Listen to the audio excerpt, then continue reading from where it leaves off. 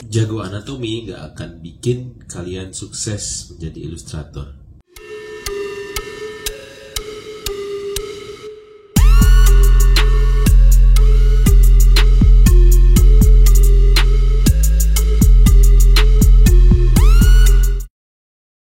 Halo Mat Gambar, dimanapun kalian berada, selamat datang di channel Artupida. Jika ini pertama kalinya kalian di sini, kalian pertama kali belajar dalam menggambar, kalian pengen belajar gambar yang benar dan kalian pengen tahu banyak hal seputar menggambar, kalian bisa mulai dengan menekan tombol subscribe dan aktifkan tombol belnya. Jangan lupa share ke teman-teman kalian, tinggalkan komentar dan pencet tombol like. Ada 3 hal yang mau saya jelaskan di sini tentang anatomi yang akan membuat kalian jauh lebih produktif dan akan membuat kalian jadi lebih pintar lagi dalam menggambar. Pertama adalah fokus untuk menghafal nama otot. Jadi menggambar anatomi itu nggak segalanya tentang hafal nama otot ya, tapi yang penting kalian itu lebih ke fokus ke formnya, karena kalian kan akan menjadi ilustrator, bukan menjadi ahli medis. Memang ada baiknya kalau kalian misalnya, atau ada keuntungannya ketika kalian hafal nama otot. Satu, kalian akan jadi lebih keren karena kalian bisa menghafal nama otot ini, nama otot ini, nama otot itu. Kalian akan jadi sangat keren sekali. Terus berikutnya, kalian akan menjadi lebih paham lagi, lebih detail lagi tentang otot itu seperti apa cara bergeraknya dan sebagainya. Tapi apakah itu akan membantu kalian ketika kalian berkarir menjadi ilustrator, atau kalian sebagai pemula yang ingin sekali menguasai anatomi? Jawabannya seringkali tidak. Kenapa? Karena terlalu banyak kalian detail soal anatomi malah justru membuat kalian makin stres. Otot itu ada banyak sekali. Di dalam tubuh manusia ada sekitar 600 otot. Coba kalian bayangkan, ketika kalian belajar gambar, kalian harus menghafalkan 600 jumlah otot. Sebanyak itu saya aja nggak akan sanggup. Yang jelas, kalian pernah dengar tentang namanya Pareto Law, bahwa 80% hal yang terjadi itu dipengaruhi oleh 20%. Ini juga berarti seringkali kita sebenarnya otot itu cukup tahu 20% saja untuk kita bisa menguasai secara keseluruhan. Karena pada dasarnya kita juga nggak harus segitunya tahu tentang otot. Saran saya adalah fokuslah pada bentuk dan fungsi. Kayak misalnya, bentuk itu berarti kalian fokus ke siluet karakter. Misalnya kalian menggambar otot, ya nggak harus yang sampai otot kecil-kecil. Kalian cukup pelajari otot yang bagian besar saja. Fokus utama seorang ilustrator itu bukan pada penguasaan anatomi, melainkan pada menggambar pose dan bentuk. Jadi di sini, daripada kalian capek-capek menggambar anatomi satu demi satu kalian hafalkan sampai kalian hafal, saran saya belajar untuk observasi dan belajar untuk menghafalkan bagian-bagian yang besar saja, tanpa perlu kalian fokus ke detail yang akan membuat kalian makin pusing. Terminologi macam-macam soal otot yang rumit dan bikin pusing, dan ada berapa banyak yang harus kalian pelajari, itu cuma akan membuat beban mental yang membuat kalian menjadi down. Ketika kalian menjadi down, akibatnya kalian justru malah nggak produktif. Kalian stop gambar, akhirnya kalian malah jadi stop menggambar dan melepas mimpi kalian sebagai ilustrator. Jadi menggambar itu bukan soal anatomi, tapi soal bentuk dan cerita. Bagaimana kita membuat cerita dari sebuah bentuk. Bentuknya bisa macam-macam. Bentuk itu bisa berbentuk pohon, bisa berbentuk tangan, bisa berbentuk pisang, bisa berbentuk macam-macam. Kuasai bentuk, kuasai cerita, kalian akan jadi ilustrator yang jauh lebih sukses daripada orang lain.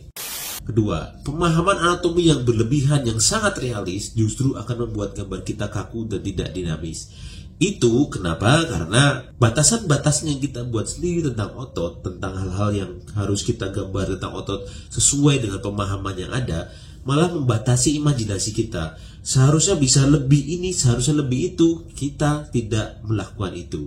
Seperti yang kalian tahu, kalian silahkan kalian riset sana kemari. Banyak karya-karya yang keren di luar sana, banyak karya-karya yang sukses di luar sana, itu anatominya amburadul, anatominya kacau. Ini bukan berarti kalian harus stop belajar anatomi terus langsung ke situ. Saran saya bukan seperti itu, tapi saran saya jangan berlebihan, karena anatomi itu bukan segalanya. Masih banyak yang harus kalian pelajari di luar itu. Misalnya, kemampuan kalian menggoreskan garis itu juga harus dipelajari. Kemampuan kalian untuk selalu konsistensi membuat karya itu juga ilmu tersendiri. Kalian nggak bisa mengabaikan bahwa hal-hal seperti itu tuh bisa alami terjadi sama kalian. Kemampuan untuk kalian mau untuk berkarya, kemampuan kalian untuk terus menghasilkan karya, itu juga sebuah kemampuan yang harus kalian pelajari, harus kalian latih, dan harus kalian terapkan. terus menerus sepanjang kalian ingin belajar gambar. Stop belajar anatomi, belajari juga yang lain. Jangan cuma anatomi doang, anatomi terus, tapi gambar background aja nggak pernah. Gambar binatang jarang, gambar orang lagi salto nggak pernah. Akibatnya apa? Akibatnya kalian yang mentok di situ-situ aja. Menguasai anatomi memang penting, tapi jangan sampai mengorbankan kreativitas dan tujuan personal kalian di dalam mimpi kalian di dunia gambar. Yang ketiga, salah menggambar anatomi itu bagus. Kenapa? Karena kalian bisa mengembangkan style kalian dari situ.